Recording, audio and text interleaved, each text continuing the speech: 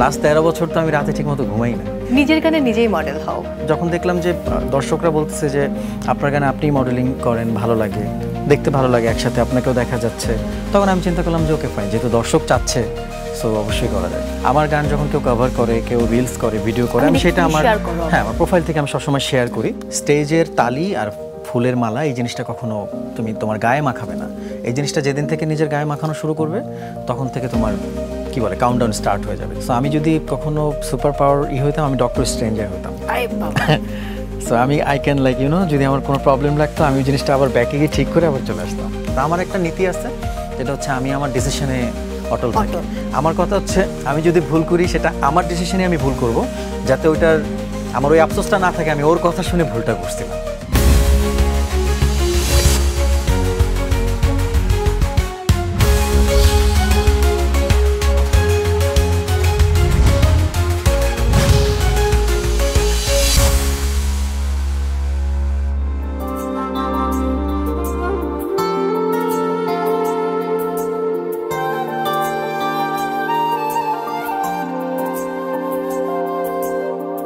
রাতের সব তারা আছে দিনের গভীরে, বুকের মাঝে মন যেখানে রাখবো তোকে সেখানে,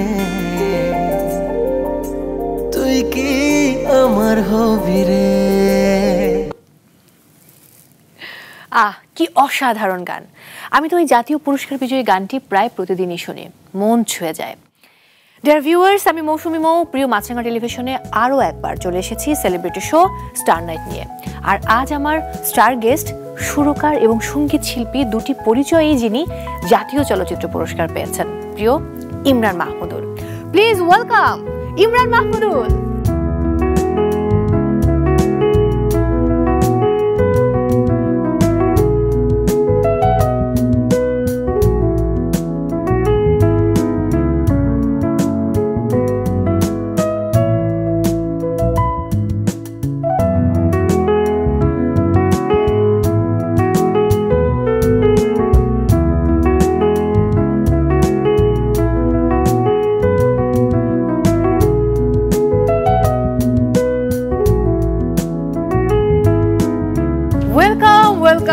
And welcome. কি অবস্থা? খুব ভালো, কেমন আছো? এই তো আলহামদুলিল্লাহ।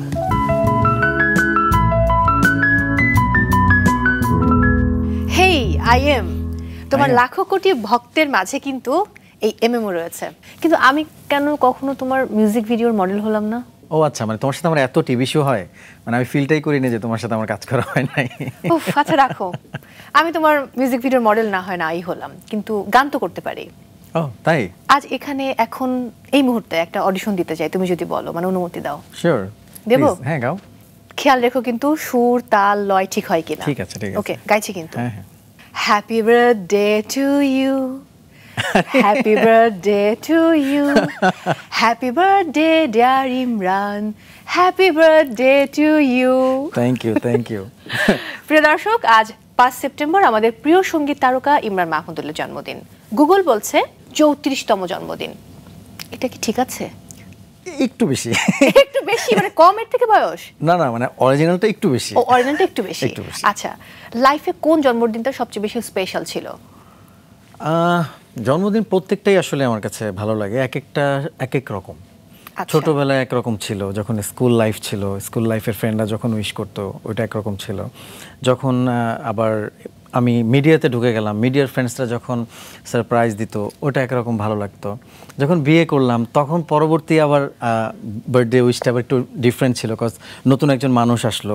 সো এক একটা এক এক রকম, এবং প্রত্যেকটার ভালো লাগাটাই আসলে ভিন্ন। আমার কিন্তু দ্বিতীয়বারের মতো কোনো টেলিভিশন শোতে তোমার জন্মদিন উদযাপন করার সুযোগ হলো। এবার কিন্তু আমার হক হয়ে গেছে তোমার মিউজিক ভিডিওতে মডেল হওয়ার। একদম, যাও, কথা দিচ্ছি। কথা দিয়েছো। আচ্ছা, আমি তো তোমাকে সারপ্রাইজ দিলাম, এবার তাহলে আমাকে একটা গিফট দাও, একটা গান শোনাও। ও, গান? হ্যাঁ। বাহ, এই গিফট আমি সবাইকে দিতে পারি সব সময়। কোন গানটা শুনবে? এটা বললে তো আমার এই মুহূর্তে মাথায় আসছে যদি হাতটা ধরো। ঠিক আছে, যাও, তোমার উইশটা। আরো অনেক পছন্দের গান আছে, বাট এই মুহূর্তে হঠাৎ করে মাথায় গানটা চলে আসে। ঠিক আছে, এটাই যাচ্ছি তোমার জন্য। ভালোবেসে যদি হাতটা ধরো, ছেড়ে দেব যে সবই, কাছে এসে জড়িয়ে রাখো, ভুলে যাব পৃথিবী। বুকের মাঝে চিনচিন করে, জানো না কি এমন পড়ে, এভাবে দূরে থেকো না। তোমার মাঝে ডুবে ভাসি, নিজের থেকে আরো বেশি ভালোবাসি, কেন বোঝো না। থ্যাংক ইউ অসম্ভব রোমান্টিক একটা গান, এবং যখন এই গানটা আমি দেখি আমার খুব ভালো লাগে, দেখি এবং শুনি। খুব আর্টসুদিং একটা সং। একেবারেই। তোমাকে তো আমরা সবাই আসলে ইমরান নামে জানি, ইমরান নামেই ডাকে। বাসায় তোমাকে কি নামে ডাকা হয়, বন্ধুরা কি নামে ডাকে, এবং মিসেস ইমরান কি নামে তোমার নামটি সেভ করে রেখেছে ফোনে? আমাকে বাসায় ইমরান নামই ডাকে, আর যারা একটু আমার ফ্রেন্ডরা আছে তারা ইমু বলে। হ্যাঁ, আর আমার ওয়াইফের ফোনে আমার নাম হাজবেন্ড দিয়ে সেভ করা। হাজবেন্ড, শুধু হাজবেন্ড? ও বাবা। আচ্ছা, আজ একটা সত্য কথা বলবো আমাকে এই শোতে। বলো। মানে সব জনপ্রিয় নায়িকারা তোমার গানের মডেল, মানে তুমি যখন তাদেরকে প্রপোজ করো সবাই রাজি হয়ে যায়। মানে কনভিন্স করার সিক্রেট রেসিপিটা আসলে কি? কনভিন্স তো আমি করি না, এটা ডিরেক্টর করে। ডিরেক্টর করে? হ্যাঁ, ডিরেক্টর বলে আমার কাজ, তখন তারা আমাদের যে একটা টোটাল যে স্টোরি কনসেপ্ট থাকে ওইটা আমরা পাঠাই, তখন তারা পছন্দ করে, তখন কাজ করি। তার মানে তুমি বলতে চাও তুমি কখনো কোনো নায়িকাকে অ্যাপ্রোচ করোনি? অ্যাপ্রোচ বলতে যারা আমার কাছের বন্ধু, ধরো তুমি যদি করো আমার তখন তোমাকেই বলবো যে মৌ চলো একটা কাজ করি। কিন্তু যাদের সাথে আমার পরিচয় খুব কম বা রিসেন্টলি, তাদেরকে আমি থ্রু ডিরেক্টর আমি কথা বলাই। তো পরিচিত থাকলে আসলে সুবিধা হয়, যেহেতু আমি অভিনয় তেমন একটা ভালো পারি না। ওরে বাবা, তোমার রোম্যান্স নিয়ে আমি আর কিছু বলতে চাই না পর্দায়। যাই হোক, অন্তত তোমার বিউটি টিপসটা একটু দাও, যে তুমি শুরু থেকে বিউটি টিপস তুমি শুরু থেকে নিজেকে যেভাবে গ্রুম করে এখানে নিয়ে এসেছো, এবং ডে বাই ডে তোমার ফ্যাশন সেন্স, তোমার স্টাইল সবকিছু কিন্তু আমরা লক্ষ্য করি। আমি নিজেকে নিয়ে একদমই ভাবি না, সত্যি বলতে। আমার কোনো কি বলে, যে তুমি যে বললে গ্রুম করা, আমি কিছুই করি না, বরং আমি খুব অনিয়ম করি। আমি শুনেছি তোমার জুতা নিয়ে ভীষণ ফ্যাসিনেশন আছে। ওইটা ডিফারেন্ট ইস্যু, ওইটার সাথে তোমার পরিচর্যার কোনো সম্পর্ক নাই। ওটা যে কোনো মানুষের হইতে পারে। ধরো যে অনেকে আমার ধরো আমি ঘুম থেকে লেট করে উঠি, যেটা একদমই স্কিনের জন্য খুবই ক্ষতি। তো আমার তো এগুলোর কোনোদিন মানে ফিলই করি নাই। লাস্ট 13 বছর তো আমি রাতে ঠিকমতো ঘুমাই না। আর ফ্যাশন সেন্স তো আসলে সবাই, যত দিন যাবে তত তোমার কি বলে রুচি আপডেট হবে। তো সব কিছু এটা আসলে ডিপেন্ডস। তুমি দেখতেছো তোমার পাশ্চাত্য দেশের স্টাইল, যখন যেই স্টাইলটাই বের হয় তখন তো ওইটাই সবাই ফলো করে, এই আর কিছুই না। আমি জানি তুমি শপিং করতে খুব ভালোবাসো, এবং সবসময় কি দেশের বাইরে থেকে শপিং করা হয় নাকি দেশেও শপিং করা হয়? ডিপেন্ডস আসলে, যখন যেখানে থাকি, যখন যেটা ভালো লাগে সেখান থেকে কেনা হয়। ওরকম মানে নাই যে এখান থেকে কিনতে হয়। সবাই কিন্তু বলে যে ইমরান মাহমুদুল হচ্ছে একটা প্যাকেজ। মানে তুমি গান করো চমৎকার, সুর সঙ্গীত করো চমৎকার, আবার তুমি দারুণ লিখছো ইদানিং, নিজের গানে নিজেই মডেল হও। হ্যাঁ, এটা তো 2012-13 থেকেই করতেছি। কজ আমি যখন শুরুতে আমার মিউজিক ভিডিওর প্রথম মডেল হয়েছিল কিন্তু নিশো ভাই, তারপর সুজানা জাফর, এরা প্রথমে আমার কাজগুলো করেছিল এবং অন্য মডেল থাকতো। তো পরবর্তীতে আমি আমার অ্যাক্টিং করার কাজ ফার্স্ট করলাম আমিয়া তানজিন তিশা, যেটা গানটার নাম ছিল শেষ সূচনা। তো ওই গানটার পরে আসলে যখন দেখলাম যে দর্শকরা বলতেছে যে আপনার গানে আপনি মডেলিং করেন, ভালো লাগে, দেখতে ভালো লাগে, একসাথে আপনাকেও দেখা যাচ্ছে, তখন আমি চিন্তা করলাম যে ওকে ফাইন, যেহেতু দর্শক চাচ্ছে সো অবশ্যই করা যায়। তো তারপর থেকে এখন আর মানে ওইটা কন্টিনিউ করতেছি। ইমরান মাহমুদুলকে আমরা দেখি তার ফ্যান বেজও কিন্তু খুব চমৎকারভাবে মেনটেন করতে। যদি আমি একটু ব্যাখ্যা করতে বলি যে ধরো নিজের যে স্টারডম, এটাকে মেনটেন করার 5টি তরিকা বা উপায়, তাহলে তুমি কি কি বলবে? আসলে এইভাবে তো কখনো ভাবি নাই, আসলে কোনো প্ল্যান নিয়ে কোনো কিছু করা হয় না। বাট সবসময় আমি যেটা, আমার তো ধরো 2008 থেকে 2025 17 বছরের আমার জার্নি। তো এই 17 বছরে আমি যতটুকু শিখেছি, আমার কাছে মনে হয়েছে যে আমি যদি একটু একটু করে ভালো করতে থাকি, ওই জিনিসটাকে ধরে রাখাটা অনেক ইম্পর্ট্যান্ট। সাথে সাথে একটা আর্টিস্টের ব্যবহার, একটা আর্টিস্টের অবশ্যই তার ব্যবহার, ম্যানার্স অনেক ইম্পর্ট্যান্ট। ফ্যান্সদের সাথে আসলে যখন পেজ বলো বা ইনস্টাগ্রাম বলো, বা আমি তো পেজ ইনস্টাগ্রামের আগেও যদি বলি যেমন স্টেজ বলো, দর্শকদের সাথে অনেক বেশি কানেক্ট থাকতে হয়। আমি আমার চেষ্টা করি আমার ফ্যান পেজ থেকে যখন কেউ কোনো কোশ্চেন থ্রো করে বা গান শেয়ার করে, তখন সেগুলো আবার নিজে শেয়ার করা।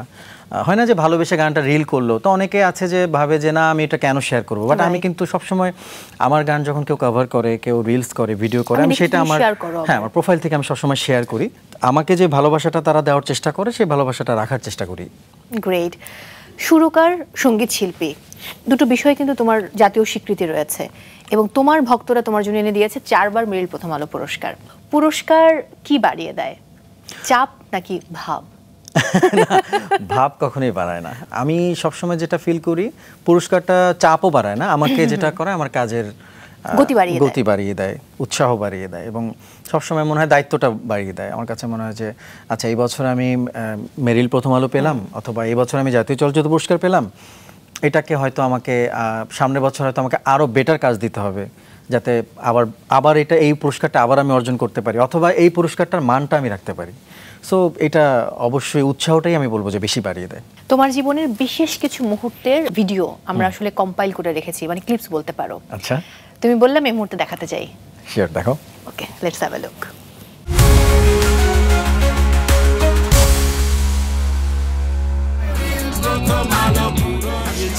তোকে দিল দিল দিল, তোকে ছাড়া বাঁচা মুশকিল। সেরা গায়ক ইমরান। প্রথম আলো, প্রথম আলো, মেরি প্রথম আলো পুরস্কার, মেরি প্রথম আলো পুরস্কার।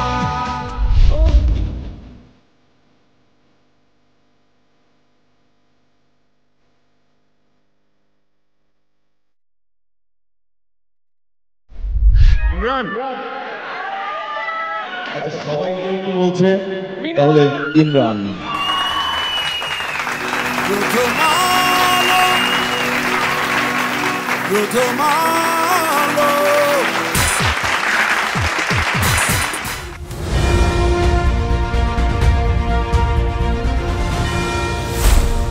মেঘের নৌকা তুমি, তোমায় ভাসাবো আকাশে।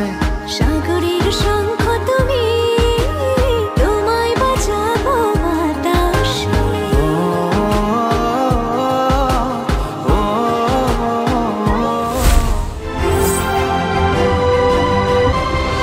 সেরা গায়ক ইমরান মাহমুদুল, মেঘের নৌকা, প্রহলিকা। মেরি প্রথম আলো পুরস্কার, মেরি প্রথম আলো পুরস্কার, মেরি প্রথম আলো পুরস্কার।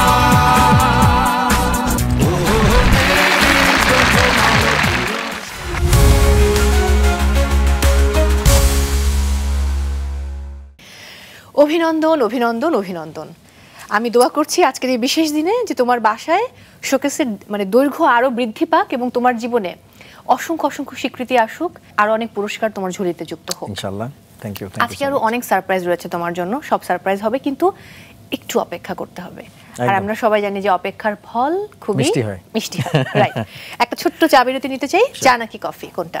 আমি চা ভালোবাসি, উইথ সুগার। ওরে বাবা, ভীষণ মিষ্টি। দর্শক, নিচ্ছে একটা ছোট্ট বিরতি, ফিরছি এক্ষুনি, কোথাও যাবেন না। আজকে কিন্তু বিশেষ দিন, ইমরানের জন্মদিন। ফিরছি, সাথেই থাকুন।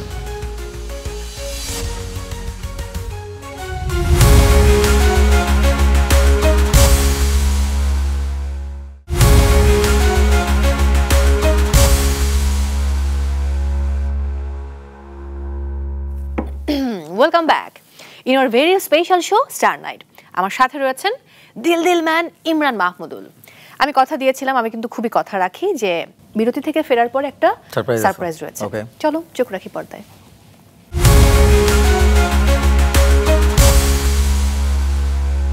ইমরান সম্বন্ধে বলতে গেলে আমার অনেক সময় অনেক টাইম লাগবে, কিন্তু আমার ছেলে বলে তো সব মাই বলে যে আমার ছেলে খুব ভালো। তারপরেও আমি ব্যক্তিগত হিসেবে বলবো যে আমি যদি ওর মা না হতাম, আমি যদি অন্য কোনো গেস্ট হইতাম বা কোনো একটা পরিচিত আত্মীয় হইতাম, তা বলতাম যে না, ইমরান একজন বেস্ট সিঙ্গার। কিন্তু ওর গান যে শুনে, যে একবার শুনে আজকে এত লক্ষ লক্ষ ভক্ত, এটা শুধু ওর জন্য হয়েছে, কারণ ওর পরিশ্রম, ওর কাজ, ওর গান, ওর মেধা, ওর ব্যক্তিত্ব, ওর সব কিছু মিলিয়ে অনেস্ট সব কিছু দিই। যেহেতু ওর সব কিছু দিয়ে একটা জিনিস একটু একটু কিছু তো হয় না, অনেক কিছু দিয়েই জিনিসগুলো আস্তে আস্তে তৈরি হয়। সেই জিনিসটাই ইমরান করছে। কিন্তু এটার পিছে হ্যাঁ আমি মা বাবা ফ্যামিলি আমাদের শ্রম ছিল, কিন্তু শ্রমটা ছিল, কিন্তু ইচ্ছাটা আমার ছেলের ছিল। ওর যদি ইচ্ছাটা যদি না করতে পারতাম তাহলে আমি এত দূর ওকে নিয়ে আসতে পারতাম না। ও যখনই 2-2.5 বছর একটু কথা বলতে পারে তখন থেকে গুনগুন করে গান করতো।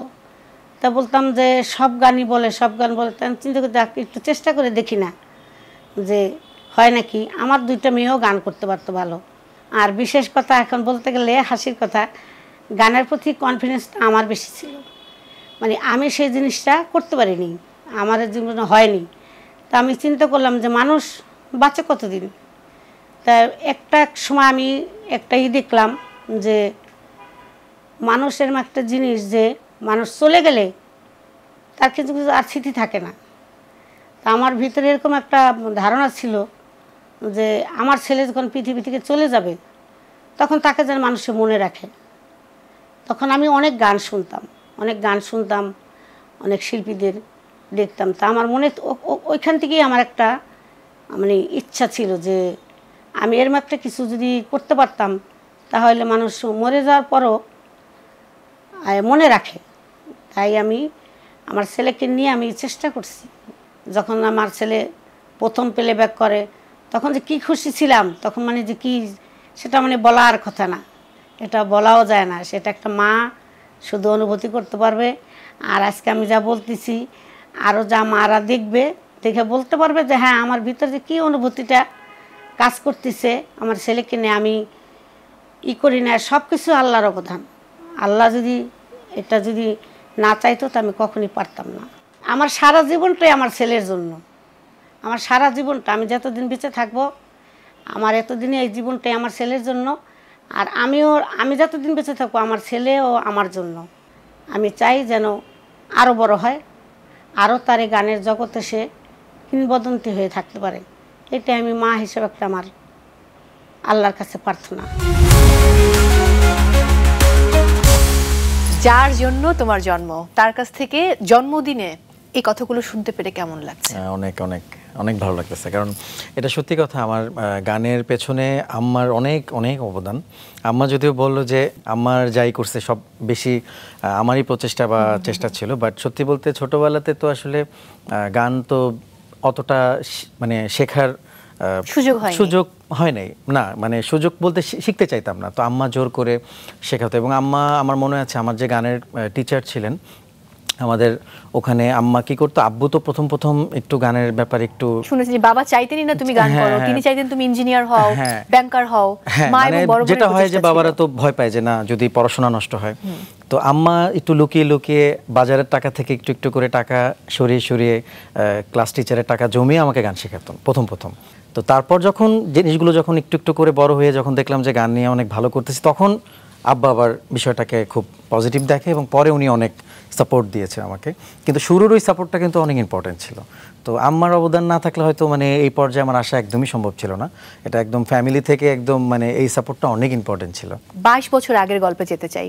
নানির ইচ্ছাতে তুমি একটি প্রতিযোগিতায় অংশ নিয়েছিলে, নতুন করি, এবং সেখানে দেশাত্মবোধক এবং নতুন সঙ্গীতে তোমার সুযোগ হয়নি, বাদ পড়ে গিয়েছিল। না, রবীন্দ্রসঙ্গীতে চূড়ান্ত মনোনয়ন পেয়েছিলে। এই মুহূর্তে কি 2 লাইন রবীন্দ্রসঙ্গীত গাওয়া সম্ভব? আচ্ছা, একটু বলি গানটার ব্যাপারে। যেটা হচ্ছে যে আমার নানির ইচ্ছা ছিল যে আমাকে টিভিতে দেখবে সে। আচ্ছা। তো আমার বয়স ছিল তখন, আমি তখন ক্লাস 9-এ পড়ি। আচ্ছা। আর নতুন কুড়ির একদম লাস্ট সময় ছিল 7 পর্যন্ত। তো তখন আমি আমার হেড স্যারকে অনেক রিকোয়েস্ট করলাম যে স্যার প্লিজ আমাকে একটা সার্টিফিকেট দেন যে আমি ক্লাস 7-এ পড়ি। তো ওনাকে অনেক মানে রিকোয়েস্ট করে উনি আমাকে একটা সার্টিফিকেট বানায় দিল, ওইটা দিয়ে আমি অ্যাপ্লাই করি। তো তখন যেটা হয়েছে যে নজরুল দেশাত্মতে আমি বাদ পড়ে গেছি, কিন্তু রবীন্দ্রতে আমি ফাইনাল টিকে গেছি। তো ফাইনালে রবীন্দ্রতে যখন টিকলাম, রবীন্দ্রতে আমি প্লেস পাই নাই। এবং ওই কম্পিটিশনে কিন্তু আমাদের বাদন সরকার পূজা আমার সেরা কণ্ঠে যে ছিল, ও কিন্তু ছিল, ও 3rd হয়েছিল। ও আচ্ছা। সো তখন আমি ফার্স্ট আমার টেলিভিশনে আমাকে দেখানো হলো এবং আমার নানি তখন দেখতে পারছিল। কিন্তু তখন সুপার এক্সাইটেড ছিল অনেক। সে পুরো মানে পুরো তার এলাকা পুরো মানে সবাইকে জানায় দিয়ে একদম অবস্থা খারাপ যে আজকে আমার নাতিরে দেখাবে। তো ওই মোমেন্টটা অনেক অন্যরকম। নানি আজকে আমার সেরা কণ্ঠের পর বা এই অবস্থান তো নানি দেখে যেতে পারেনি, দেখলে হয়তো আরো অনেক বেশি খুশি হতো, আনন্দিত হতেন। আচ্ছা, তাহলে ওই গানটা করতেছি, যে গানটা নিশ্চয়ই, গানটার নাম হচ্ছে জগতে আনন্দে যজ্ঞে। জগতে আনন্দ যোগে আমার নিমন্ত্রণ, ধন্য হলো মানব জীবন, জগতে আনন্দ যোগে আমার নিমন্ত্রণ। এরকম ছিল গান। আমি কিন্তু গানটা প্রায় মানে কি বলবো 10-15 বছর পরে গাইলাম। আরে বাহ, তুমি সবসময় ফ্যামিলি ম্যান। যখন ক্লাস 7-এ পড়তে আমি শুনেছি একটি অনুষ্ঠানে গান গিয়ে তুমি অনেক টাকা পেয়েছিলে।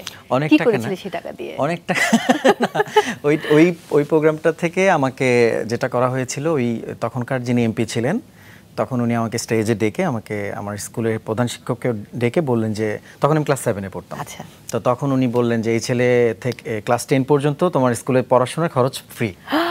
হাই, কি দারুণ দারুণ দারুণ। সো এই সুবিধাটা তখন পেয়েছিলাম। আর এই তো এটুকু মনে আছে। তারপর যখন 2008-এ তুমি সেরা কণ্ঠে এলে, প্রথম রানার আপ হলে, চ্যাম্পিয়ন হতে পারলে না, সেটা নিয়ে কি খুব কষ্ট পেয়েছিলে? না, আমার ফার্স্ট হওয়া নিয়ে আসলে আমার কোনো টার্গেট বা ইভেন আমি যখন কম্পিটিশন দিই আমি আল্লাহর কাছে প্রার্থনা করছি, আল্লাহ আমাকে একটা প্লেসে রাখো, যে প্লেসটাকে ইউজ করে আমি হয়তো পরবর্তী কাজ করতে পারতাম। তো টপ 10 তো আমি উঠে গেছি, সো আমার তখন ওই টেনশনটা ছিল না, কারণ আমি টপ 10-এ উঠে গেছি, আমি অলরেডি একটা প্লেস পেয়ে গেছি যেটাকে আমি ইউটিলাইজ করতে পারবো ফিউচারে।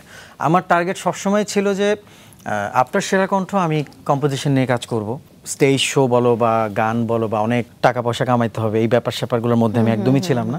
আমার টার্গেটই ছিল এখান থেকে বের হয়ে আমি যেটা করব, আমার নিজস্ব একটা স্টুডিও হবে, নিজস্ব একটা জগৎ হবে যেখানে আমি আমার নিজের গান বের করব, নিজের মৌলিক গান বানাবো। এই ক্ষুধাটা আমার সবসময় ছিল। এবং আমি তখনকার ইন্টারভিউতে সবাইকে জিজ্ঞেস করতো যে বড় হয়ে তুমি কি হতে চাও, তো সবাই বলতো বড় হয়ে আমি অনেক বড় সিঙ্গার হতে চাই, এই করতে চাই। আমাকে যখন জিজ্ঞেস করতো আমি বলতাম যে আমি বড় হয়ে সঙ্গীত পরিচালক হতে চাই। টার্গেটটাই ডিফারেন্ট ছিল। তো ওই জন্য আমি ফার্স্ট সেকেন্ড নিয়ে আসলে ভাবি না। এবং আমি বের হওয়ার পর কিন্তু আমি আমার মতো কাজ করেছি, 3 বছর আমি এগুলো নিয়েছিলাম। এবং 2012-এ আমার ফার্স্ট মিক্স অ্যালবাম আমি বের করি, এবং যেখান থেকে 2টো গান হিট করছিল। এবং তোমার প্লেব্যাকের শুরুটাও কিন্তু খুব দারুণ, হ্যাঁ, অত্যন্ত গুণী এবং আমাদের লিভিং লেজেন্ড সাবিনা ইয়াসমিন ম্যাডামের সাথে আমার প্লেব্যাক করার সুযোগ হয়েছিল। এবং সেটা আমাদের এখন মেগাস্টার শাকিব খানের সিনেমা ছিল, ভালোবাসার লালগোলা, মাহমুদ হোসেন জেমি পরিচালিত। এবং যে গানটি করেছিলাম ওই গানটি আহমেদ কিসলু ভাইয়ের সুর সঙ্গীত ছিল, লেখা ছিল জেমি ভাইয়ের। সো ওইটা দিয়ে আমার প্রথম প্লেব্যাক জার্নি শুরু। সো আমার মনে হয় তুমি অনেক বেশি লাকি, এবং সেটা পরিশ্রম, মা যেটা বলছিলেন যে অনেক পরিশ্রমী একটা মানুষের। লাকি অবশ্যই। বোনদের গল্পে যাব। 2010-এ বড় বোন নীলা আপুর বিয়ে হয়েছে, এবং 2015-তে সুমি আপুর বিয়ে হয়েছে। বাবার জন্য তখন ইমরান কিন্তু অনেক বড় সাপোর্ট ছিল, একটু যদি গল্পটা বলতে। সাপোর্ট বলতে তখন তো ধরতে গেলে একটু মানে একটু না, মোটামুটি একটু বড় হয়ে গেছি। 10 সালে তখন মোটামুটি ছোটই, কারণ তখন আমি মাত্র সেরা কণ্ঠ থেকে বের হয়েছি। তো বাবাকে আমি সবসময় যখনই যে কোনো ওয়েতে আমি সবসময় তার সাথে আমি যে কোনো বিষয় ডিসকাস করতাম। স্পেশালি আমার মেজো বোনের বিয়েতে আমি সবসময় পুরো প্ল্যানিংটা আমি আর বাবা একসাথে মিলে করেছি।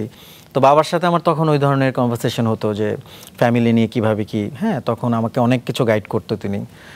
যদিও বাবা তো 17 সালে মারা গেছেন, তারপর থেকে তো পুরো 12 সেপ্টেম্বর। তো তখন টোটাল বিষয়টা তো এখন ফ্যামিলিটা আমার উপরে, কিন্তু তার আগে সবসময় বাবা আসলে সাপোর্ট দিতেন। এবং বাবার সাপোর্টটা অন্যরকম, এটা আসলে যখন বাবা থাকে না তখন বোঝা যায়, যখন থাকে তখন আসলে ফিল করা যায় না, তখন ভাবে যে হ্যাঁ এটা তো হয়েই যাচ্ছে, কিন্তু কিভাবে হচ্ছে ওই প্রক্রিয়াটা আমি এখন রিয়েলাইজ করি যে আসলে এইটা আমার মনে হয় যে এই যে হয়ে যেত এত ইজি ওয়েতে, এটা আসলে মনে হয় তখন বাবা করে দিত।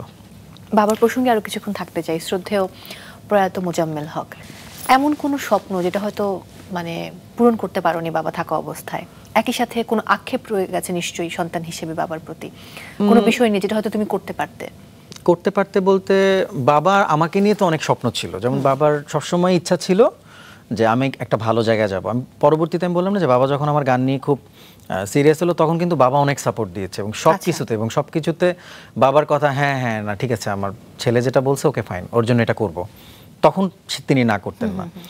তো যখন আমি মেরিল প্রথম আলো প্রথম পুরস্কারটা পেয়েছে, ওইটা আমার বাবা দেখে গেছিল, কিন্তু ওর আব্বু সবসময় ইচ্ছা ছিল যে আমি জাতীয় চলচ্চিত্র পুরস্কার পাবো, কিন্তু ওই বিষয়টা আব্বু দেখে যেতে পারেনি। তো ওইটা বাবারও আক্ষেপ ছিল, ওটার সাথে সাথে আমারও আক্ষেপ ছিল। এবং আমি যখন প্রথম জাতীয় চলচ্চিত্র পুরস্কার পাই, আমার সর্বপ্রথম এই কথাটাই মনে হয়েছিল যে আমার মানে আব্বুর এটা খুব ইচ্ছা ছিল যে আমি, হ্যাঁ, এবং একই সাথে দুটো অ্যাওয়ার্ড পাইছি, তো এটা হয়তো সে অনেক খুশি হইতো।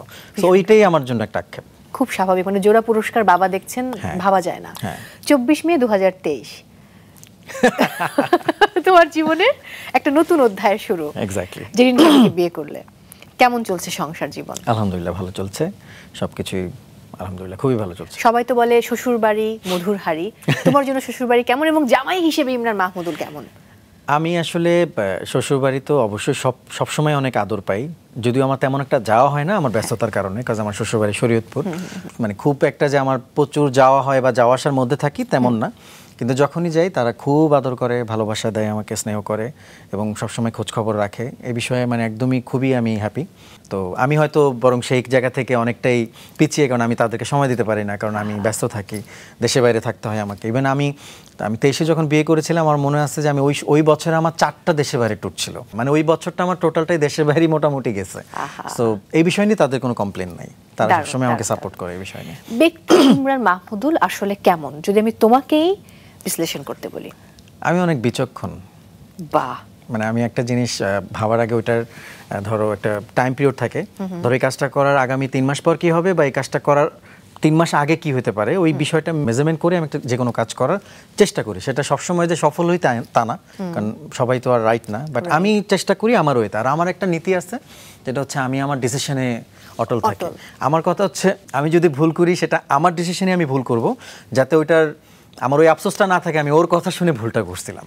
নিজেকে নিয়ে কোনো নেগেটিভ কিছু বলতে চাও যেটা হয়তো আমরা অনেকেই জানি না? তুমি এটাও কিন্তু একটা নেগেটিভ, যে আমি খুব খুঁতখুঁতে বিচক্ষণ, এটা কিন্তু অনেক সময় পেইন দেয়। ধরো কাজের যে কোনো কাজ তুমি হয়তো খুব মানে হয়ে যাবে খুব তরিতেই, আমার কারণেই হয়তো ডিলে হচ্ছে, কারণ আমি ওই যে খুব বেশি ঘাটাচ্ছি, হয়তো বিষয়টা তো সিরিয়াসই না, বাট আমি হয়তো অনেক বেশি মানে ঘাটাচ্ছি। আরেকটা হচ্ছে আমি একটু নিজের প্রতি কিন্তু অসচেতন। ধরো যে টাইম মেনটেন করে খাওয়া, টাইম মেনটেন করে ঘুমিয়ে যাওয়া, এগুলো কিন্তু মেনটেন করি না, তো এটা একটা সময় হয়তো আমি সাফার করবো। এটা আমার নেগেটিভ। তুমি করো, এটা আমরা চাই না। আজকে জন্মদিন, তুমি আজকে থেকে প্রতিজ্ঞা করো যে আমি এখন থেকে সময় মতো ঘুমাবো, সময় মতো খাবো। এটা তো প্রত্যেকবারই মনে মনে বলি, কিন্তু হয় না। হতে হবে। যাই হোক, এবার আমি বন্ধুরা তোমাকে নিয়ে কি ভাবে, এরকম 2-1 বন্ধুর কথা শুনবো।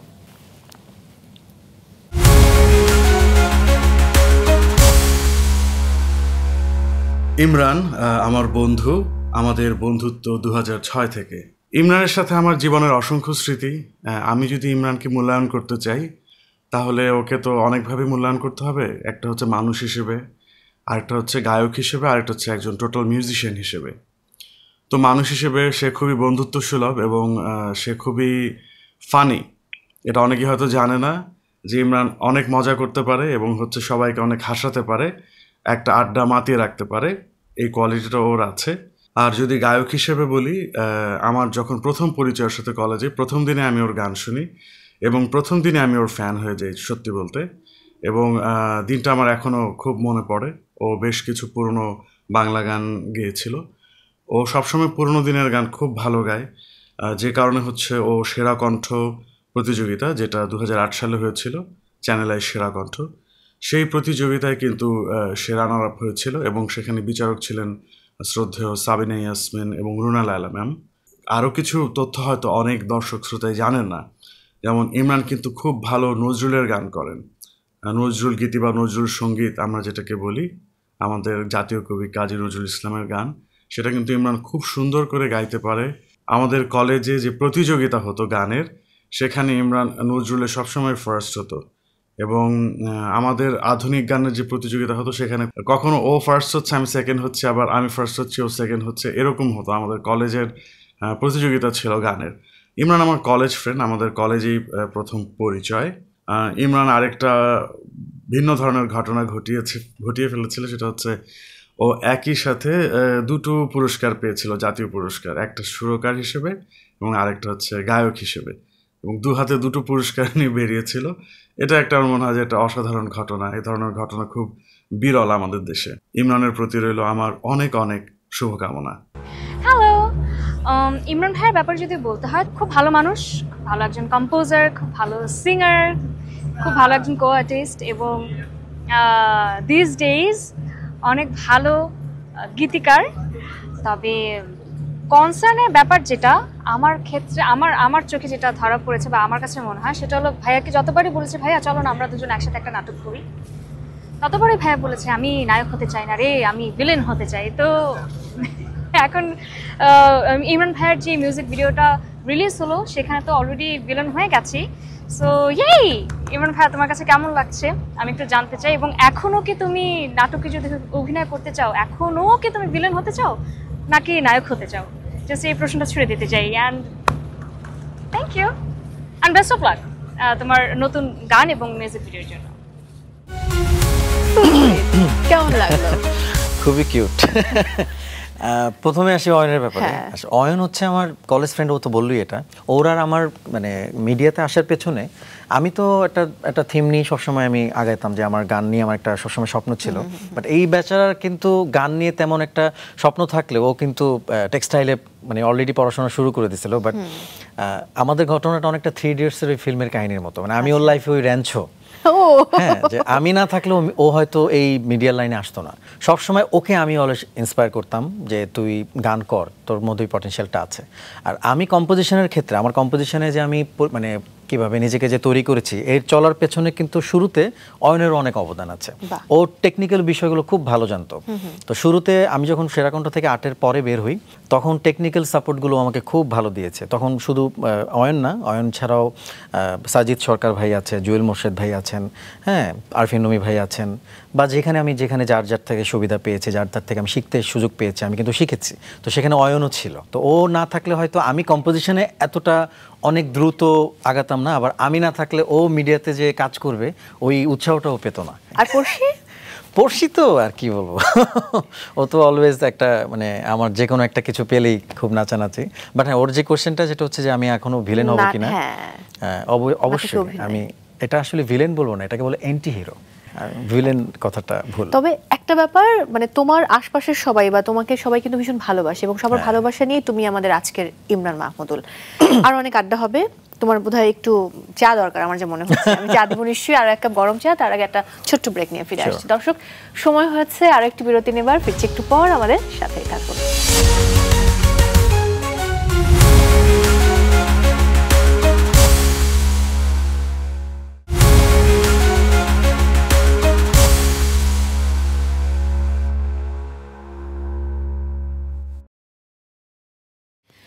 দর্শক, ফিরে এলাম বিরতি থেকে। সবাইকে আরও একবার আমন্ত্রণ জানাচ্ছি স্টার নাইটে।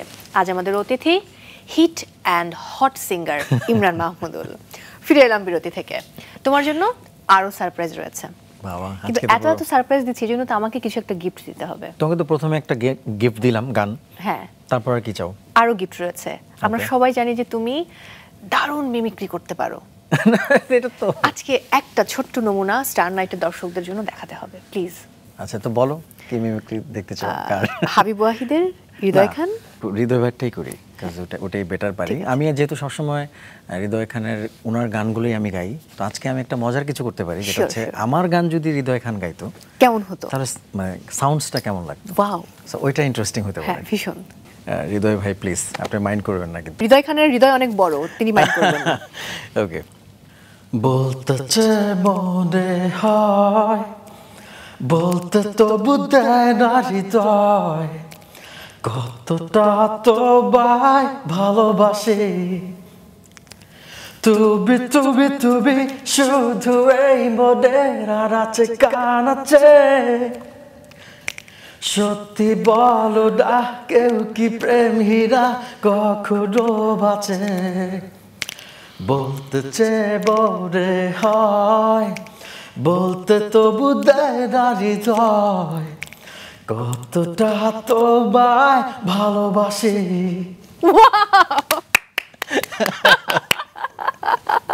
Thank you so much. তোমার surprise ready, let's have a look.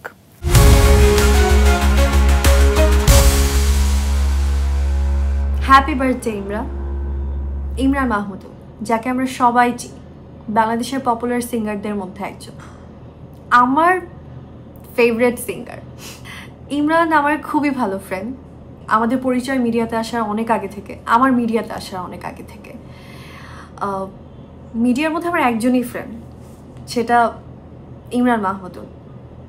আমি আসলে একটু ইন্ট্রোভার্ট টাইপের মানুষ, সবার সাথে মিশতে পারি না, আড্ডা জমাতে পারি না। অ্যাকচুয়ালি অপোজিট সাইডের মানুষকে আমার সাথে কানেক্ট হতে হয় বেশি। সো ইমরান সেই রেয়ার পার্সনদের মধ্যে একজন যে সবসময় আমার পাশে থেকেছে।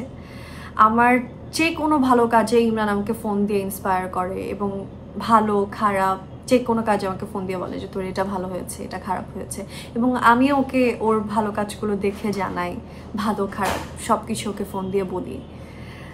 তো আমি একটা কথাই বলবো, ইমরান আসলে শুধু বড় তারকা না, ও খুবই ভালো একজন মনের মানুষ। আমি ওর মধ্যে কখনো অহংকার দেখি নাই, একেবারে নিরহংকারী যাকে বলে।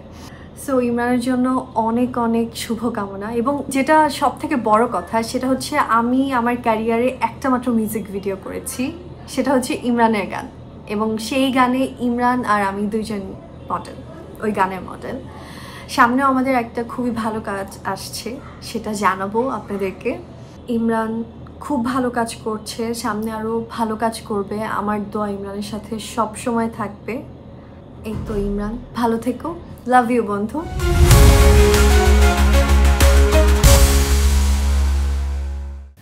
দারুণ, কেমন লাগলো?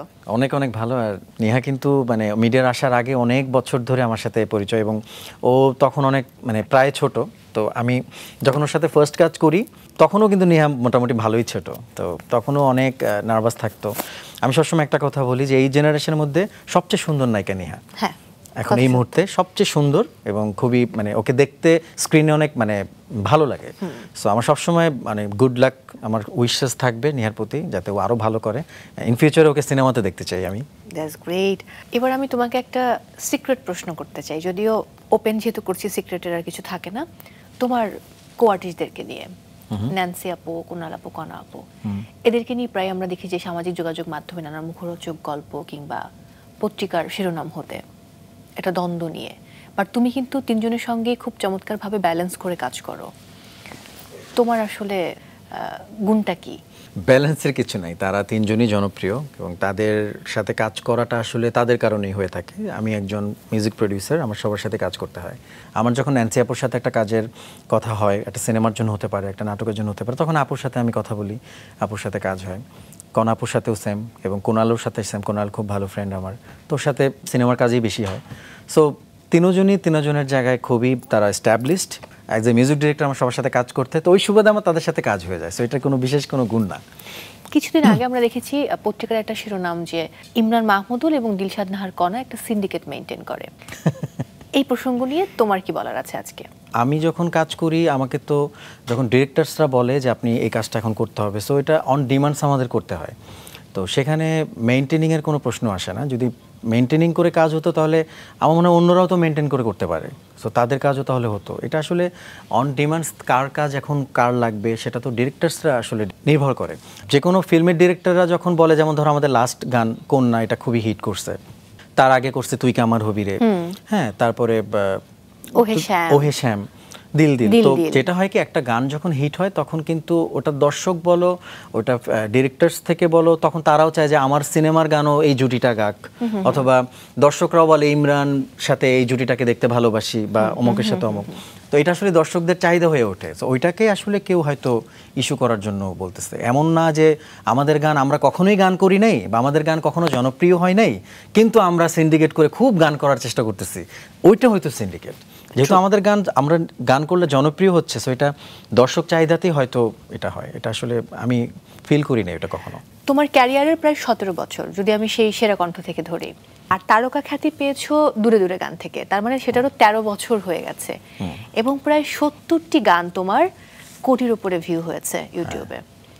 এই যে এত খ্যাতি, মন না চাইলেও কি অনেক সময় অহংবোধ আসে নাকি আসে না? আমি আমার লাইফে এমন এমন জিনিস অ্যাচিভ করেছি যেসব অ্যাচিভ করতে গেলে অনেকের অনেক সময় লাগে। হয়তো আমি লাকি বলবো যে আমি অনেক আগে পেয়ে গেছি, আমার জেনারেশন থেকে অনেক আগে আমি অনেক কিছু পেয়েছি। সো যেহেতু আমি আলহামদুলিল্লাহ ওইগুলো মেনটেন করতেছি, আমার ওগুলো আমি কখনো ওইটা গায়ে মাখি না। আমাকে আমাদের প্রয়াত নায়ক নায়ক রাজ রাজ্জাক একটা অনুষ্ঠানে, আমি তখন সেরা কণ্ঠে ছিলাম, তখন উনি একটা কথা বলেছিল, এই কথাটা আমার খুব আমার ভালো লেগেছিল। যখন আমরা নতুনরা সামনে থাকতাম উনি বলতেন যে স্টেজের তালি আর ফুলের মালা এই জিনিসটা কখনো তুমি তোমার গায়ে মাখাবে না। এই জিনিসটা যেদিন থেকে নিজের গায়ে মাখানো শুরু করবে তখন থেকে তোমার কি বলে কাউন্টডাউন স্টার্ট হয়ে যাবে। ওইভাবে উনি আমাদেরকে বোঝালো যে খুব বেশি পেয়ে গেছে এটা কখনো ফিল করবা না, মনে করবা যে এখন অনেক কিছু পাই নাই, তাহলে তোমার আরো অনেক কিছু পাওয়ার আকাঙ্ক্ষা থাকবে। সঙ্গীত নিয়ে তোমার আলটিমেট ড্রিম কি? যেমন আমরা পাশের দেশের শিল্পীদেরকে দেখছি অস্কার পেতে, তুমি আসলে আরো কি অর্জন করতে চাও সঙ্গীতে? টার্গেট তো কোনো কিছু না যে আমি এইটা করব। আমি সবসময় যেভাবে চলি যে আমি এখন যেমন আছি এমনটা ধরে রাখি, ধরে রেখে আমি বেটার করি, প্রতিদিন একদিন থেকে আরেকদিন বেটার কিছু করি, বা একটা কাজের থেকে আরেকটা কাজ বেটার করি। আরেকটা স্বপ্ন হচ্ছে, অনেকেই বলে যে পুরনো হয়ে যাচ্ছে, পুরনো হয়ে গেলে মনে রাখবে না বা ওল্ড হয়ে গেছে। আমি এই জিনিসটা বিলিভ করি না। আমার কথা হচ্ছে সব জেনারেশনই তোমার গান পছন্দ করবে যদি তুমি তাদের মতো করে গান করতে পারো, তুমি যদি জেনারেশনের সাথে মিলিয়ে চলতে পারো। আমরা পাশ্চাত্য দেশে এ আর রহমানকে দেখতে পারি, উনি কিন্তু এখনো পর্যন্ত গান করলে সেই গানটা মানুষ লুফে নেয়। সোনু নিগমকে যদি বলো, ওর লাস্ট হিট গানটাও কিন্তু সুপার হিট করছে, এবং এটা যে পারে সে সবসময় পারে, তার জন্য কোনো বয়স কখনো প্রতিবন্ধক হয়ে থাকতে হয় না, এটা আমার কাছে মনে হয়।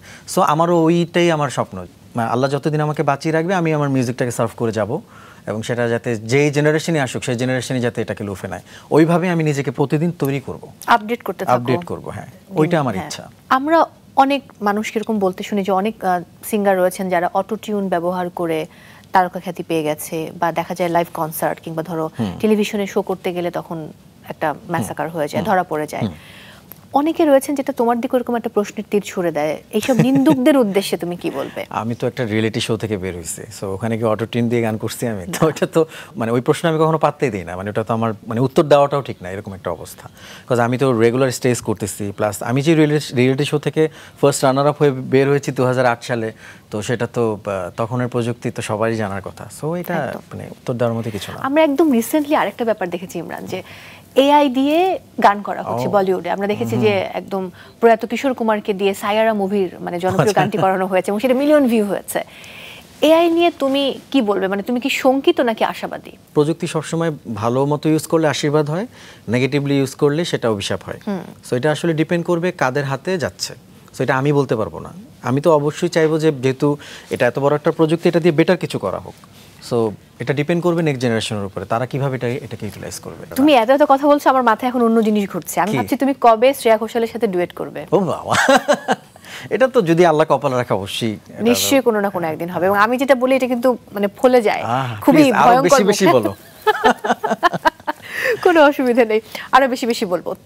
এবার একটা ব্যাপার জানতে চাই, তোমার মতো তারকা শিল্পীরাও কি সিন্ডিকেটের শিকার হয়? যেমন আমি এমনটা শুনেছি যে প্রিয়তমা থেকে শুরু করে এরকম আরো অনেক সিনেমায় তোমার গান গাইবার কথা ছিল। এটা হতেই পারে। দেখো, আমার লাস্ট বরবাদ সিনেমার গানে আমি যখন গান করছি তার 10 দিন আগে আমি রেকর্ড করছি। আমি কিন্তু তখনও জানতাম না যে বরবাদে আমার গান যাবে। এটা আসলে একটা ডিরেক্টরদের একটা রাইটস থাকে, তারা ডিসিশন মেক করবে আমাকে তারা গান করাবে কি করাবে না, এটা তাদের ব্যাপার। এখানে আমি গান করলাম না দেখে আমি হাউমাউ করলাম, আমাকে নিচ্ছে না, এটা টোটালি একটা বোগাস কথাবার্তা। এখানে আমার যখন ডিমান্ড মনে করবে তখন তো আমাকে নেবে। আর শাকিব ভাইয়ের তো অনেকগুলো সিনেমাতে আমি দিলের পরেও কিন্তু প্রায় 5-6টা সিনেমাতে আমি গান করি নাই, কিন্তু মানুষ ভাবে দিলের পর থেকে আমি মনে হয় সব সিনেমাতে শাকিব ভাইয়ের গান করতেছি। বিষয়টা কিন্তু তা না, এরকম সবসময় হয়ে আসছে। 1-2টা সিনেমায় গান করেছি, করিনি। যেমন ভাইজান এলোরেতে আমার গান নেই, নাকাবে আমার গান নেই, নবাব এলএলবিতে আমার গান নেই, শিকারিতে আমার গান নেই, অথচ এগুলো কিন্তু দিলের পরের সিনেমা। সো এগুলো কিন্তু মানুষ ওইভাবে লক্ষ্য করে না। সো আমি অলওয়েজ কিন্তু শাকিবের সিনেমাতে 2টো সিনেমার পরে, যেমন প্রিয়তমার পরেও আমি 2টা সিনেমাতে গান করছি। দরদে আমার গান ছিল, বরবাদে আমার গান আছে, আবার তাণ্ডবে আমার গান নেই। সো এটা হইতেই পারে। এটা নিয়ে মানুষ হয়তো ভাবে যে আল্লাহ এই সিনেমাতে নাই, তাহলে কি এরকম কিছু? এটা আসলে কিছুই না। একেবারে আজকে চার নাইটে তোমার সাথে কথা বলে অনেক কিছু জানতে পারছি, তারপরে মনে হচ্ছে যে অনেক কিছু অজানা রয়ে গেছে, কারণ এখনো বাকি রয়েছে আমার মূল আকর্ষণ র্যাপিড ফায়ার এবং হ্যাশট্যাগ সেগমেন্ট। তার আগে আমি আর একটা ছোট্ট বিরতি নিতে চাই। দর্শক, সময় হয়েছে আরো একটি বিরতি নেবার। কোথাও যাবে না, ফিরছি এক্ষুনি, সাথেই থাকুন।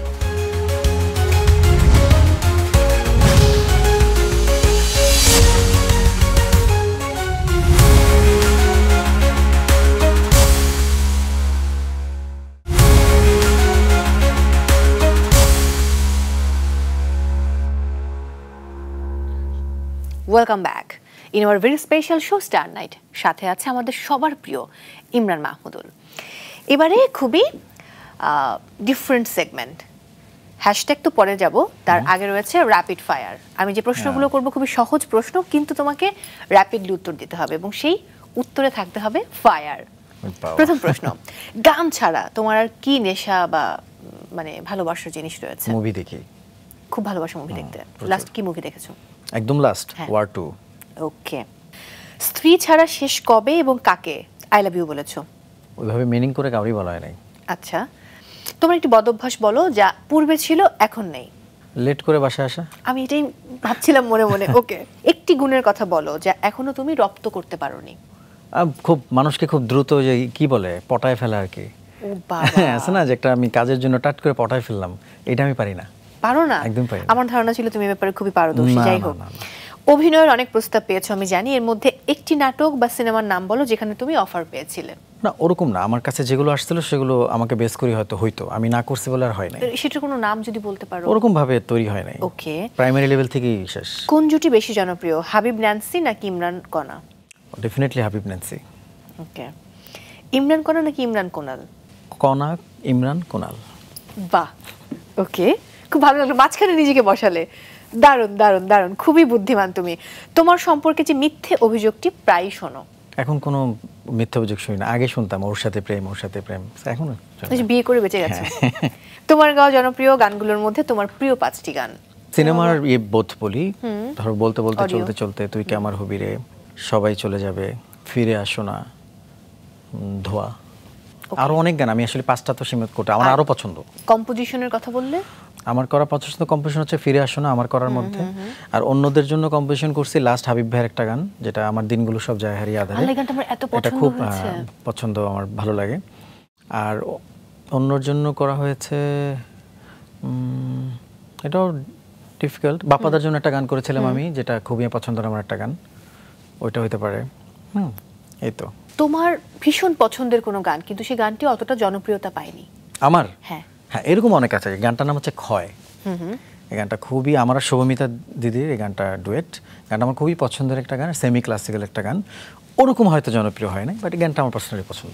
এই মুহূর্তে একজন ওভাররেটেড মেল সিঙ্গারের নাম বলো এবং একজন ফিমেল সিঙ্গারের নাম বলো। কাউকে ওভাররেটেড আর আন্ডাররেটেড বলার মতো আমার ওই নাই, নাম বলতে হবে না। আমি আসলে ওইভাবে কখনো কাউকে চিন্তাই করি না, ওইভাবে আমি নাম বলতে পারবো না, কারণ আমি ওইভাবে নিজেকে ভাবি না। মানে আমি এটা কেন জাজ করব, আমি জাজ করার কেউ। তাহলে আন্ডাররেটেড একজন মেল সিঙ্গার একজন ফিমেল সিঙ্গারের নাম বলো। হৈমন্তী দিদি ভালো গায়, ওনার আরো ভালো পর্যায়ে থাকার ডিজার্ভ করে উনি। আর মেল, আমি যাদেরকে চিনি তারা সবাই ভালো পজিশনে আছে, সো ওইভাবে আন্ডাররেটেড তো কাউকে দেখি না। তুমি তো 90s কিড, 90 দশকের কোন 5টি বিষয় খুব মিস করো? 90 দশকের ফাঁকা রাস্তা মিস করি। আহা। 90 দশকে আমি কিন্তু ওই সময় হলে গিয়ে সিনেমা দেখতাম, বলতে যেগুলো হল, ওই যে সিঙ্গেল সিঙ্গেল স্ক্রিনে হলে ছবি দেখার মজাটা ওই সময় যেটা ছিল এখন ওরকম নাই, সো ওইটা আমি খুব মিস করি। আমি তখন সিঙ্গেল স্ক্রিনে সিনেমা দেখতাম। আর হচ্ছে খেলাধুলা, মাঠ। আমরা যখন খেলাধুলা করতাম তখন এরকম মাঠ ছিল অনেক, এখন মাঠ খুঁজে পাওয়া টাফ। এখন কোথাও খেলতে গেলে হয়তো পার্সোনালি বা মানে ওই যে অনলাইন বেস গেম, এটা একটা ব্যাপার। আর ওই সময় কিছু ধরো কার্টুন, ওই সময়ের কিছু নাটক বলো, এনিথিং, মানে ওই সময় ওই মোমেন্টে, হ্যাঁ ভিউ কার্ড, ওই সময় কিছু অ্যাডভার্টাইজমেন্ট মানে আছে না, ওই বিষয়গুলো এখন হঠাৎ মাঝে মধ্যে যখন আসে তখন খুব নস্টালজিক লাগে যে না ওই সময়টা এটা ছিল। আর স্কুল লাইফ মিস করি। যদি কখনো সুপারম্যান হও কোন পাওয়ারটা নেবে? সুপারম্যান না, আমি যদি ধরো আমার মার্ভেল খুব পছন্দ, সো আমি যদি কখনো সুপার পাওয়ার হইতাম আমি ডক্টর স্ট্রেঞ্জার হইতাম। সো আমি আই ক্যান লাইক যদি আমার কোনো প্রবলেম লাগতো আমি ওই জিনিসটা আবার ব্যাকে গিয়ে ঠিক করে আবার চলে আসতাম। হায় দারুণ দারুণ। স্ত্রীর জন্য এখন পর্যন্ত সর্বোচ্চ রোমান্টিক কোন কাজটি করেছো? কক্সবাজারে ঘুরতে নিয়ে গেছিলাম প্রথম যখন, তখন সে খুব খুশি হয়েছিল। এইটা খুব রোমান্টিক লাগছে না? ওরকম তাহলে ওরকম কিছু নাই, মানে স্পেশাল কিছু, মানে আমার ওইভাবে আমি ধরো এই প্রশ্নটা যে আমাকে ফেস করতে হবে এটা জানলে আমি জিনিসটা ভাবতাম, আমি তো আসলে ওইভাবে জিনিসটা মনেও নাই। মানে অভিমান করেছে, রাগ ভাঙিয়েছে? অভিমান তো করতেই পারে, নারী মানেই অভিমান করবে। এটা তুমি যে দেশ বিদেশ ঘুরে বেড়াচ্ছ একটু অভিমান করতেই পারে। এটাও তো একটা অভিমান, পরে ঠিক হয়ে যায়। ঘরের যে 3টি কাজ তুমি নিয়মিত করো? বাসায় যে ঘুমাই, কম্পোজিশন করি আর খাই, এই 3টা কাজ আমি নিয়মিত করি। কোন খাবার দেখলে ইমরান মাহমুদুল ডায়েট ভুলে যায়? কাচ্চি, তাও মানে ভালো। আচ্ছা ওকে, আমার এখন জিভে পানি আসছে। শহরের কোন জায়গার কাচ্চি তোমার সবচেয়ে প্রিয়? পুরান ঢাকার তো অবশ্যই পছন্দের, তারপরও বিয়ে বাড়িতে মাঝে মধ্যে কিছু কাচ্চি দেয় না, ওরা হয়তো নিজেরা বাবুর্চিরা পাকায়, ওটা খুব ভালো লাগে। আলাদা টেস্ট এবং ঘ্রাণ আছে, রাইট? যেমন আমার এরকম ঘটনা ঘটছে, আমি কিন্তু ধরো কারো শো হচ্ছে, জোর কনসার্ট হচ্ছে, কোথায় হচ্ছে, ওই ওই অমুক জায়গায়, আচ্ছা কি খানা দিতেছে, বলতেছে আজকে তো কাচ্চি আছে, আমি মাস্ক টাক্স পরে চলে গেছি, যে যখন খাবার দিবে তখন আমি আসতে যে মিউজিশিয়ানদের সাথে খেয়ে দিয়ে আবার চেস করে চলে আসছি, অর্গানাইজার জানেও না যে আমি ওখানে ছিলাম। এটা আমিও জানতাম না, এই গল্প নতুন শুনলাম। সেটা আমি লাস্ট 2-3 বার করছি। গ্রেট। শিল্পীদের মাঝে গসিপ কিং এবং গসিপ কুইন কাকে মনে হয়? দেখো আমি, আমার প্রথম কথা হচ্ছে ফেসবুক নাই, আমি কিন্তু ফেসবুকে কি হয় না হয় এগুলো জানি না, আমি একটা পেজ মেনটেন করি অ্যান্ড ইনস্টাগ্রাম মেনটেন করি। সো কে কাকে স্ট্যাটাস দিচ্ছে, কি গসিপ করতেছে, এগুলো আমার চোখে আসলে পড়েই না, আর এগুলো আমি পড়াতেও চাই না, কারণ আমি আমার দুনিয়ায় থাকি, এগুলো যখন পড়বো তখন আমার সময়টা নষ্ট হবে। বুঝছি, তুমি একদম পুরো মানে ডিপ্লোম্যাটিক ওয়েতে আনসার দিচ্ছ এবং বলেছো তুমি খুবই বিচক্ষণ, সো খুব ক্যালকুলেটিভ ওয়েতে প্রত্যেকটা উত্তর দিয়েছো, বাট ওয়েল ডান। এই সেগমেন্ট শেষ, এবারে হ্যাশট্যাগ। আমি অনেকগুলো নাম বলবো, সেই নামের পাশে হ্যাশট্যাগ একটি করে বিশেষণ দিতে হবে। যেমন ধরো মৌসুমী মৌ, তুমি বলবে হ্যাশট্যাগ মাই নেক্সট মডেল। ওকে, প্রথম নাম শ্রদ্ধেয় সাবিনা ইয়াসমিন, হ্যাশট্যাগ জীবন্ত কিংবদন্তি। শ্রদ্ধেয় রুনা লায়লা, হ্যাশট্যাগ বাংলাদেশের গর্ব। Akhi Alamgir, hashtag beauty queen.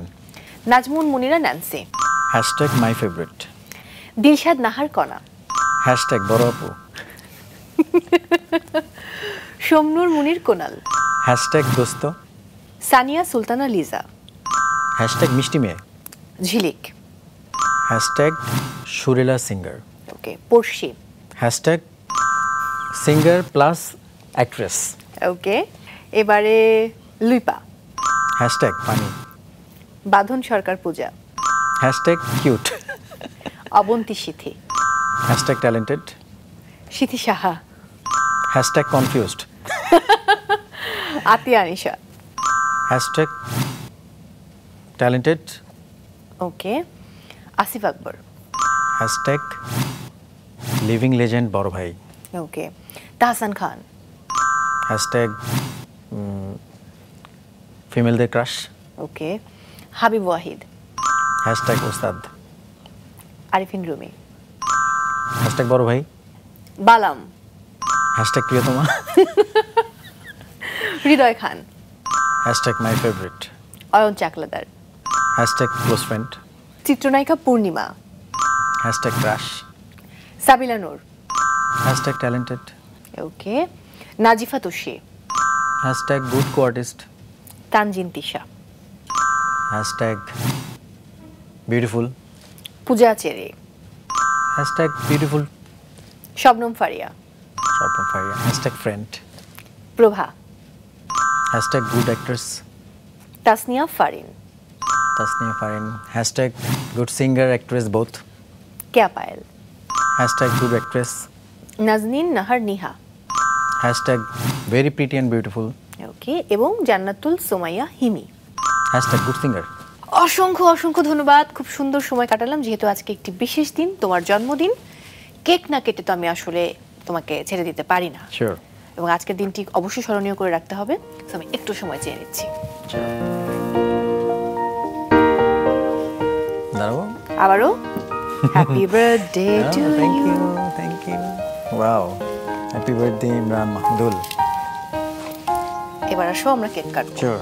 Happy birthday বন্ধু, অনেক অনেক শুভকামনা। ইমরান মাহমুদুলের 2025 খুব খুব ভালো যাক। চলো কেক কাটি।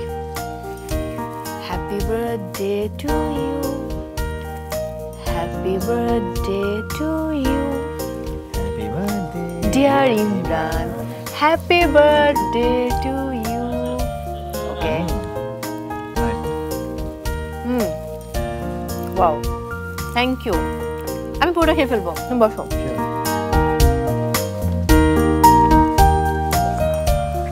অসংখ্য অসংখ্য ধন্যবাদ বিশেষ দিনে আমাদেরকে সময় দেওয়ার জন্য। থ্যাংক ইউ, আমারও খুব ভালো লাগলো। এবার দর্শকদের উদ্দেশ্যে কিছু বলো। দর্শক আমার জন্য দোয়া করবেন যাতে সুস্থ থাকি, ভালো থাকি, এবং আপনাদেরকে আরও ভালো ভালো মিউজিক সার্ভ করতে পারি এবং ভালো ভালো বাংলা গান করতে পারি। এই তো, আপনারা নিজেরাও ভালো থাকবেন, সুস্থ থাকবেন, এতটুকুই। তোমার সুস্থ, সুন্দর, দীর্ঘ, সফল জীবন কামনা করছি। Thank you. আজ বিদায় নিচ্ছি। দেখা হচ্ছে আগামী শুক্রবার রাত 9টায় মাছরাঙা টেলিভিশনে।